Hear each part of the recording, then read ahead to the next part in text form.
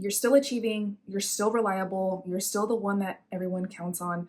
So, why are you more and more exhausted and secretly starting to resent the life that you've worked so hard for? Burnout isn't just being tired, it's chronic stress that shows up as exhaustion, cynicism, and that quiet voice in your head that starts to say, why is this no longer feeling meaningful anymore? And high performing women experience it differently because on the outside, they look fine. They're still achieving, they're still producing, they're still dependable, but internally, their energy, their confidence, and their motivation is slowly starting to dwindle away. If you're running on caffeine and striving for perfection and praise, all while losing more and more motivation along the way, you're not broken, you're in a stress response. The thing that most women get wrong about burnout is that it isn't about doing more self care. It's about recognizing a nervous system that was never taught to rest and learning how to work with it instead of override it. So, today I'm going to walk you through 3 shifts that will start helping you heal your burnout all while still honoring your ambition. The third shift is the one that high performing women resist the most, but it's actually the one that helps the first 2 stick. The first shift starts with something that a lot of driven women tend to avoid, and that's actually listening to their bodies. When it comes to having big ambition and big goals, pushing through and continuing to get things done is just a part of the territory. But continuing to do this despite the mounting exhaustion and mental fatigue isn't just helping you nab that next promotion, it's actually starting to train you to learn how to ignore the subtle cues that your body's giving you. At first, it might seem harmless. You're reaching for more caffeine, you're feeling a little bit less motivated, a little bit less energetic, maybe a little bit more self-doubt, but soon it'll start to escalate.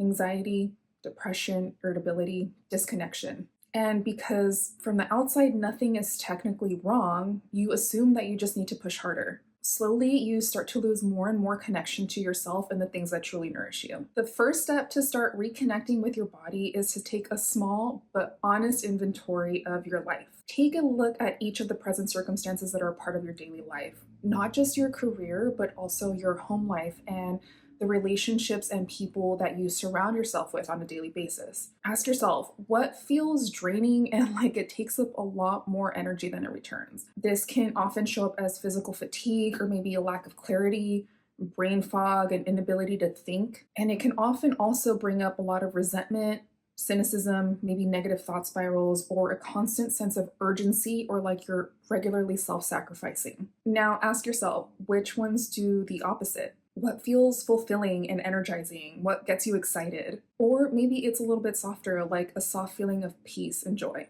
Your goal here with this simple exercise is to slowly start shifting out of autopilot and start bringing more awareness to your daily experience. The more aware that you are, the harder it is to self-blame and completely write off what it is that you're experiencing. The subtle cues that your body is giving you will become less subtle over time, and you'll start becoming better at recognizing the things that are working for you and the ones that are working against you. But here's the truth. Awareness alone won't fix burnout.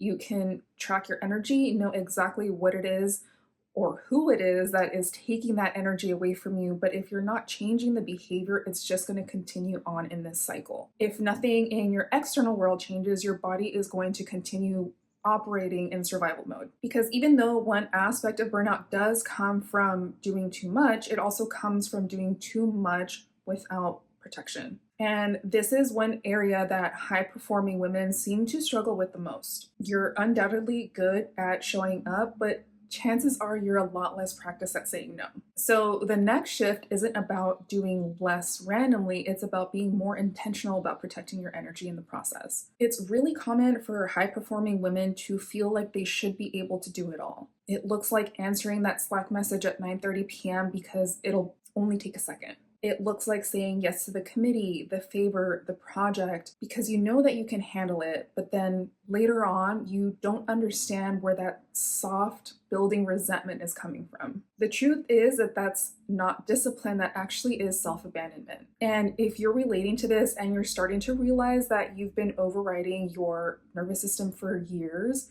just take a moment and pause, because that awareness alone is a huge step. The good thing is that you can easily start protecting your energy by having better boundaries. To do this, look back at the exercise that we just did in step 1 and get real with yourself. What parameters can you set in place to start limiting the amount of time that you spend with people who drain your energy? And remember that you're not being selfish by doing so. How can you start lightening your load by delegating? Recognize that it's okay to delegate, and actually learning how to do it really well will help you perform better in the long term. And this also includes the home life. If there's anything that you can delegate, if it's available to you, start delegating some of that stuff at home so that you don't have all of that extra stuff on your plate when you are off of work. And above all, start practicing how to say no.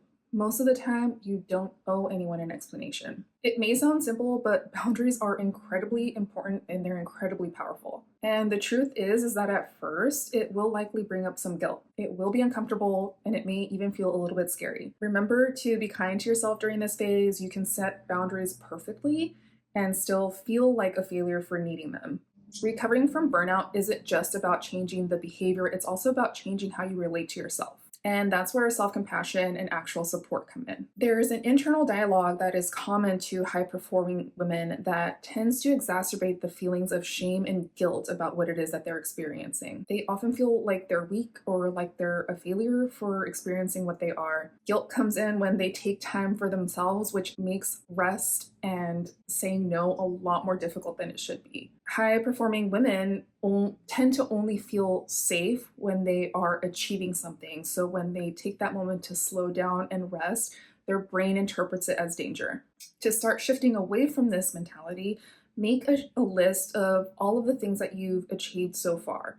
I know we're at the beginning of the year when I'm filming this video, but make a list of the achievements from last year, or even a list of the things that you've already achieved at this point in this year. And then put this list somewhere that you can see it on a regular basis. It can be way too easy to get caught up in a loop of negative thinking, hyper-focusing on all these little micro failures that we experience on a day-to-day basis. So keeping this list somewhere that you can see it regularly will kind of start helping you shift away from that and realizing that it's not as bad as you might think it is. Also, make it a habit to start observing your mental chatter and self-talk, especially when those little micro failures show up. What tone of voice are you using? What words are you choosing? Is that how you would talk to a close friend? Oftentimes the answer is no. So why does someone else deserve more kindness and compassion and grace than you yourself do?